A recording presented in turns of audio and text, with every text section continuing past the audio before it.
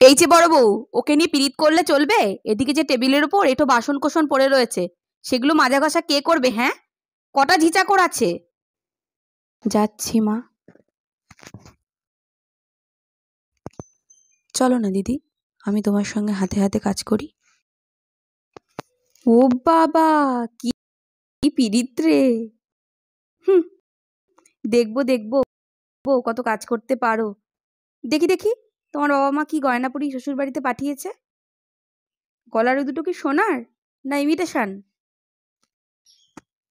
আমার মা বাবা নেই, ছেলেবেলাতেই মারা গেছেন। আমি মামার কাছেই মানুষ। ও, মা বাবাকে খেয়ে বসে আছো? ধন্যি মেয়ে। এখানে এসে তো আবার নতুন করে মা পেলাম। ও বাবা, কি কাব্য মারা কথা রে! বাবা শিখে নাও, মেজ বউ শিখে নাও। আমার বাবা ওসব ন্যাকামি আসে না। নাও খোলো দেখি হাতটা। দেখি দেখি দেখি, ছোট বউয়ের মুখখানা দেখি। কে আবার কে খবর দিল? বাহ, রন্টুর বউ ভাতে যাবো বলে তৈরি হচ্ছি, হঠাৎ তনু গিয়ে বলল।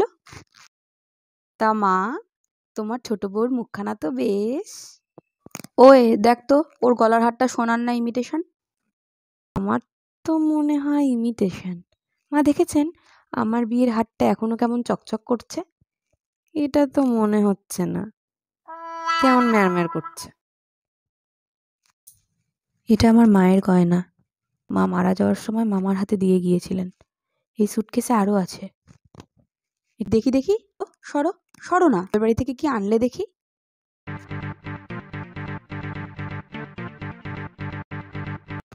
এ কি শাড়ি গো! এ মা, এ নিশ্চয়ই কোনো ভিখারি বাড়ির মেয়েকে বিয়ে করেছে তনু। আমাদের বাড়ির ঝিরা ওসব শাড়ি পরে না। ছি!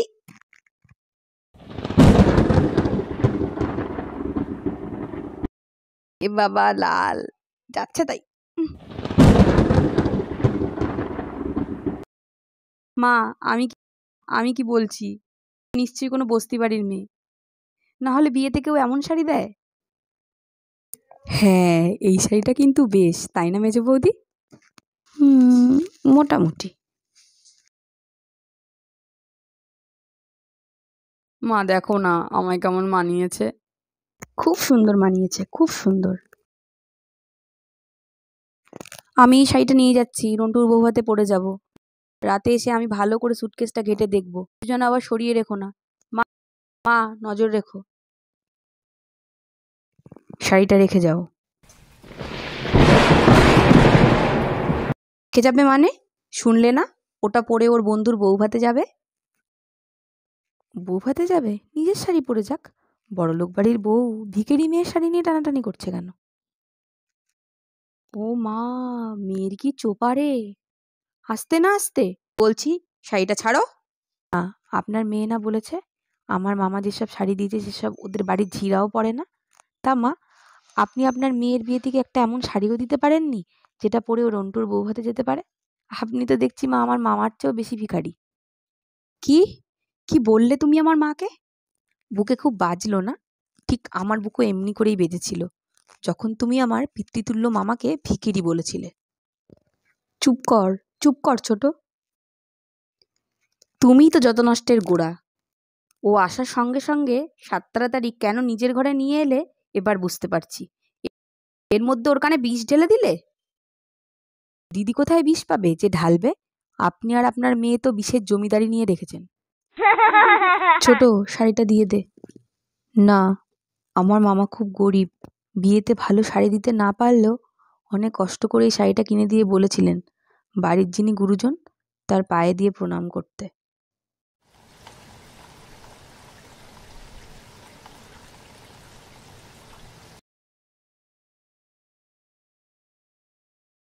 কি করলি হতভাগী?